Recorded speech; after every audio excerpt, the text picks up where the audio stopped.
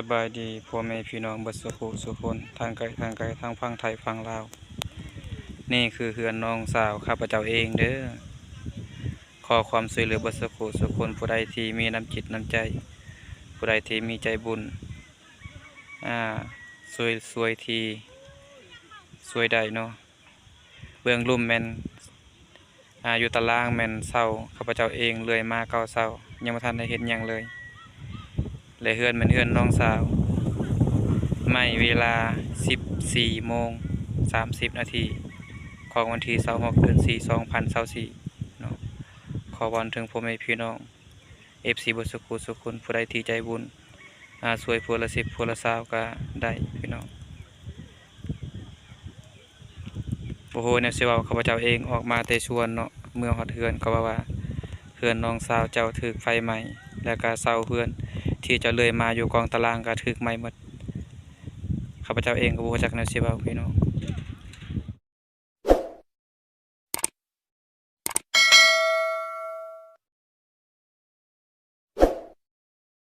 สบายดีพ่อแม่พี่น้องเบิดสุขสุขคนมื้อนี้มันบ่าวจิวมาฮอดจอดถึงสถานที่บ่อนเฮือนที่อุบัติเหตุพี่น้องผู้ที่เกิดไฟไหม้เฮือนอยู่ในวันที่26 เดือน 4 2024บ่าวจิวก็บ่ได้มีหยังมีแต่เครื่องใช้ธรรมดามาซอยสิ่งที่มาซอยได้พี่น้องก็คืออยู่ทางหน้านี่เลยพี่น้องบ่าวจิวสิ่งที่บ่าวจิวซอยได้มีอยู่ผ้าห่มเนาะ2ฟืนแล้วก็เครื่องใช้ต่างๆเนาะเป็นเสื้อแล้วก็ทรงธรรมดาบ่าวจิวก็บ่ได้มีหยังเพราะว่าบ่าวจิวก็บ่ได้มีเงินเดือนบ่าวจิวเป็นครูอาสามา8 ปี 9 ปีบ่าวจิวก็บ่ได้มีหยังหลายมีแต่สำนี้บ่าวจิวก็มีน้ำจิตน้ำใจซอยได้เล็กน้อยพี่น้อง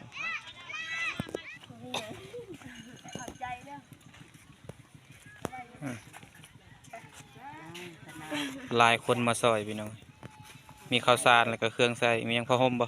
ข้าวหอมม้อนมุ้งผ้าห่มมอนมุงแล้วก็เงินในเงินแสนกีบข้าวจักกิโลนะได้บ่10 โลเนาะประมาณ10 โลก็ไล่เติบเลยรวมทั้งเงินทั้งข้าวแล้วก็เครื่องใช้พี่น้องมูลค่าได้อยู่ประมาณ 4-5 แสนพี่น้อง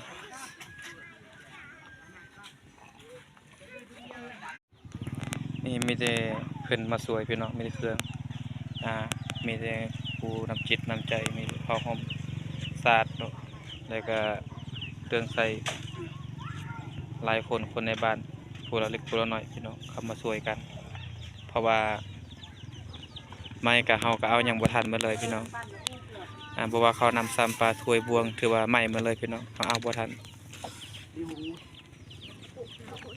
นี่ก็คือเจ้าของเฮือนผู้ถือเคราะห์หายสบายดีพ่อแม่พี่น้องเบิดสุขสุคนทางไกลทางฝั่งไทยฝั่งลาวนี่คือเฮือนน้องสาวข้าพเจ้าเองเด้อขอความช่วยเหลือเบิดสุขสุคนผู้ใดที่มีน้ำจิตน้ำใจผู้ใดที่มีใจบุญช่วยที่ช่วยได้เนาะเบื้องลุ่มแม่นอยู่ตารางแม่นเศร้าข้าพเจ้าเองเลยมาเก่าเศร้ายังบ่ทันได้เห็นหยังเลยและเฮือนแม่นเฮือนน้องสาวไม่เวลา 14:30 นาทีของวันที่26 เดือน 4 2024เนาะขอวอนถึงพ่อแม่พี่น้อง FC บ่สุขสุขคนผู้ใดที่ใจบุญช่วยผู้ละ10ผู้ละ20ก็ได้พี่น้องโอ้โหเนี่ยสิว่าข้าพเจ้าเองออกมาแต่ชวนเนาะเมื่อฮอดเฮือนเขาว่าเฮือนน้องสาวเจ้าถูกไฟไหม้แล้วก็เสาเฮือนที่จะเลื่อยมาอยู่กองตารางก็ถูกไหม้หมดข้าพเจ้าเองก็บ่รู้จักแนวสิเว้าพี่น้องนี่เรือได้เก็บแต่ฟ้าพี่น้องเห็นบ่ฟ้าตัวใหม่แล้วพี่น้องได้เก็บได้เท่านี้เห็นบ่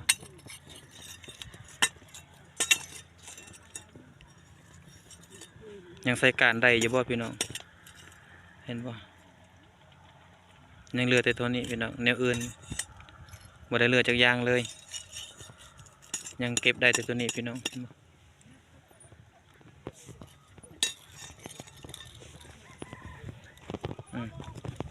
กับเสียม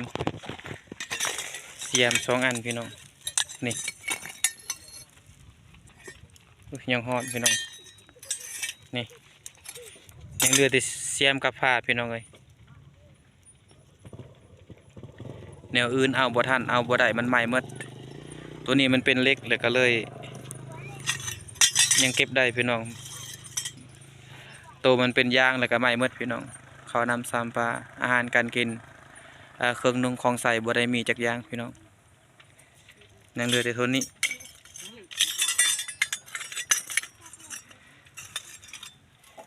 สิ่งที่เก็บได้พี่น้องมีเสียม2 อันกับฝาอันหนึ่งก็ยังห่อนดิยังห่อนจับบ่ได้ยังเหลือแต่เสียม2 อันกับฝาอันหนึ่ง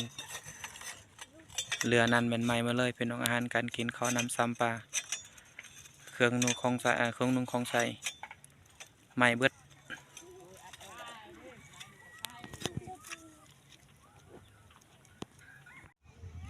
สบายดีดู สบายดี นี่เหมาะกับการอุ่ยนะ na acu ui na tak cha tangai บานตะหมอปะเวลาปีเวลาปะเจ้าของเพิ่น an pa lai la cái khoai pa roti bực cực sọc โอ้ cái về lai la cái ta bạc เเพิ่นว่าไม่เวลา1 โมงวันที่24 2000บ่แม่น1 โมงเนาะวันที่26 2024พี่น้องไม่เวลา1 โมงโดยบ่ฮู้สาเหตุเพราะว่าเขาดังไฟแล้วเขาบ่ได้หมดพี่น้องดังไฟแล้วก็ผู้หนึ่งไปหาหน่อไม้อยู่ในป่าพี่น้องแล้วก็ผู้หนึ่งไปหาตัดผมอยู่กลางบ้านพี่น้องพาลูกไปนำบ่ได้มีไผอยู่เฮือนยังใครว่าบ่ได้มีเด็กน้อยอยู่ในเฮือนเนาะคันว่าเด็กน้อยอยู่เฮือนถือว่าขออย่างหนักหน่วงพี่น้องให้เพิ่นว่าผู้ชายไปหาตัดผมอยู่ในกลางบ้านผู้หญิงแล้วก็จากเฮ็ดกินเรียบร้อยแล้วกินข้าวแล้วก็ไปหาหน่อไม้ต่อเพิ่นว่าพี่น้องประมาณนี้โรนิการตอนนั้นโรนิ ค่าเสียหายระ2 ล้าน sợ bạt bao cái rừng ở đây chẳng hạn nhé ở lời lúc hà lê เพิ่นว่าข้าวสาร2 สอบแล้วก็เงิน2 ล้านตัวนั้นแม่นฮู้ข้อมูลตัวจริงแล้วก็นอกจากนั้นเป็นเครื่องใช้ของถือเนาะเป็นผ้าห่มเป็นเครื่องนุ่งห่มเฮาโดยบ่ได้นับถั่วบวงก็หลายพี่น้องหม้อถ้วยบวง3ก็หลายเป็นมีดเป็นฟ้าก็หลายพี่น้องแต่เฮายังบ่ฮู้ว่ามีจักอันแต่ว่าเงินสดยังเหลือ2 ล้านเนาะแล้วก็ข้าว2 สอบตัวนี้ข้อมูลพี่น้องขอบใจหลายๆเด้อ พี่น้องตอนนี้แม่นข้าพเจ้าเองบ่ฮู้แนวสิเว้าเลยพี่น้องเพราะว่าด้านลุ่มนี้ไฟยังบ่ทันหมอดนี้แม่นมันไม่เซาเฮือนข้าพเจ้าเองเฮือนมันเซาเฮือนมันเฮือนน้องสาวข้าพเจ้าเนาะแล้วก็ข้าพเจ้าเองซื้อมาบ่แม่นจ้างเขาเลื่อยมาแต่ป่าพี่น้องจ้างมาตกอยู่3 ล้านกว่ามือฮอตพีแล้วก็เลยพักอยู่ตารางเฮือนน้องสาวพี่น้องคิดว่ามันสิปลอดภัยเพราะว่าอยู่เฮือนน้องก็เฮือนข้าพเจ้าเองก็บ่ได้มีบ่อนเอาไว้ก็เลยมาฝากบ่อนเฮือนน้องสาวมาฮอดระยะวันที่26 เดือน 4 2024มื้อนี้เป็นถึกเคราะห์หายไฟไหม้เฮือนโดยบ่ฮู้สาเหตุพี่น้องฉะนั้นขอฝากถึงพ่อแม่พี่น้องเนาะ FC ทางไกลหรือฝั่งไทยฝั่งลาวอยากให้ช่วยสิ่งที่ช่วยได้พี่น้องเป็นน้ำจิตน้ำใจ10-20 พันก็เอาพี่น้องประมาณนี้เนาะเพราะว่าเสาข้าพเจ้าเองจ้างเขาเลื่อยมา3 ล้านกว่าอยู่ในนี้แม่น9 เสาไม่เกณฑ์ขี้เหล็กเบิดพี่น้องหลังจากนั้นเอามือฮอตพีแล้วก็เลยฝากไว้ตารางเฮือนน้องสาวบัดนี้มันถึกไฟไหม้ทางเฮือนน้องสาวแล้วก็ไหม้ทางเสาไฟข้าพเจ้าเองฉะนั้นขอฝากถึง FC บ่สักคนอยากให้ช่วยกันพี่น้อง10 สาวก็เอาพี่น้องสิ่งที่สามารถช่วยได้ ท่านั้นก็คือชาวบ้านเนาะเขามาช่วยกันเป็นศาสตร์เป็นข้าวเป็นถ้วยพี่น้องเขานำซ้ำปลาเขามาช่วยผู้ละเล็กผู้ละน้อยแล้วก็เป็นเงินในผู้ละ10ผู้ละ20,000เขามาช่วยกันพี่น้องเบิดชาวบ้านสุขุสุคนหลายคนเขามาช่วยกันพี่น้องตอนนี้ข้าพเจ้าเองกับผู้ในสิบอกเลยพี่น้องไฟมันยังบ่ดับอยู่ไฟยังไหม้ยังหึ่นอยู่พี่น้องมันไหม้เสาไฟข้าพเจ้าเอง